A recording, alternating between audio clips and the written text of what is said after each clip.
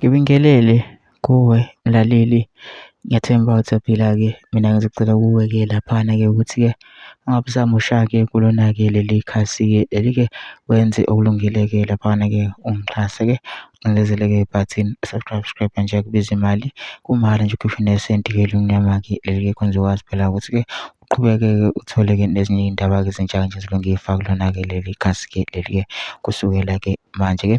Udaba lethe lona-ke namhlanje-ke laphana-ke lithi-ke uSiyamyeza-ke laphana-ke simaziyo impela ujwayele-ke ukungcofa-ke i-M_K-ke laphana useveze okunye-ke laphana-ke ngokuzokwenzeka-ke laphana-ke uma-ke kudlula-ke uJacob Zuma-ke emhlabeni, waveza ukuthi-ke yini yena-ke engasoze-ke wajoyina-ke i-M_K-ke.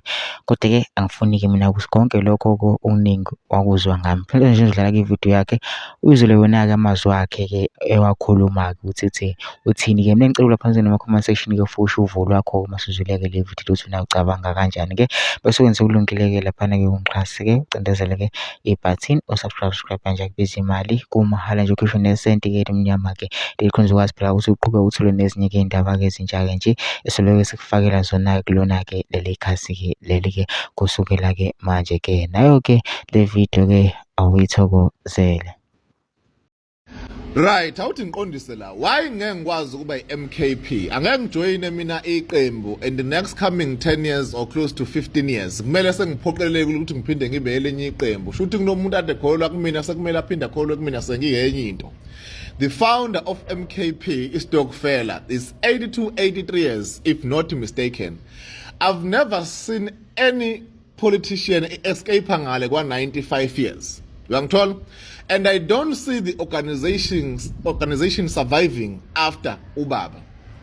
Lokho kuyimvelo. Uma kuthiwa uNkulunkulu wenza imvelo yakhe ngesikhathi akayenza ngaso njengoba eyenza kuona wonke umuntu, the organization will suffer. It won't survive. Nangendlela yakhe ngakhona. It won't survive. Definitely it won't. So ungitshela ukuthini ke mina? Ungitshela ukuthi I must ignore the future for the current situation. I can ignore that if kunamadlela ahlaza mhlambe ngiyobekwa njengabafana be-EFF nabanye abafikayo ezikhundleni lapha phezulu. So my capacity ayingivumeli ukuthi ngenze into kanjalo. Into esazophinda ibangolani bangwa yingane ngoba kunama faction njengamanje. Umntana kababa omunye ngapha intombazane nowakhe abangazwani nontombazane bangapha ngakulento zabo. Yabo? Ibheke phi leyo nto leyo? Ngelinye ilanga if ubaba is normal because it's nature. Manje